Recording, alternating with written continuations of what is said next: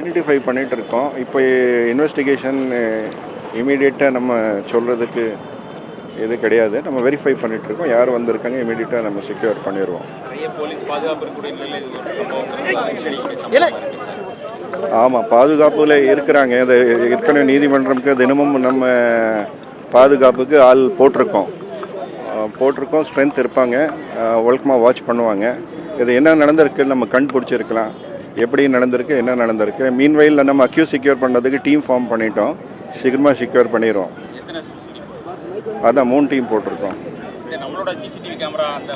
அதெல்லாம் செக் பண்ணோம். இப்போ தான் நடந்திருக்கு அக்கரன்ஸு. இமீடியட்டாக நாங்கள் எல்லா டீம் போட்டு அதை நடவடிக்கை எடுக்க சொல்லியிருக்கோம்.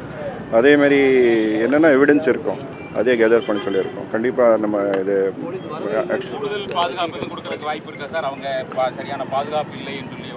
ஆமாம். ஸோ என்ன பாதுகாப்பு கொடுத்துருக்காங்க, திரும்பி ஆடிட் எடுப்போம்.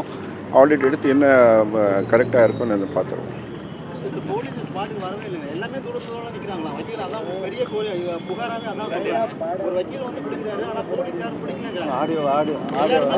இப்போதைக்கு ப்ரிலிமினரி இன்ஃபர்மேஷன் இருக்கிற வரைக்கும் போலீஸ் எஸ்ஐ தான் ஒரு அக்யூஸ் செக்யூர் பண்ணுறதுக்கு முயற்சி எடுத்திருக்காரு.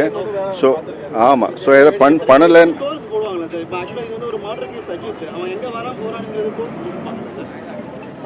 புரியலையா கொஸ்டின்?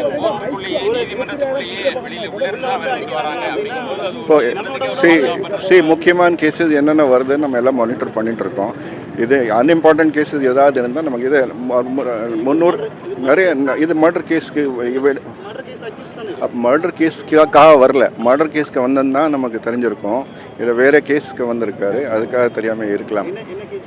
அதுதான் இப்போ விசாரிச்சுட்டு இருக்கோம்.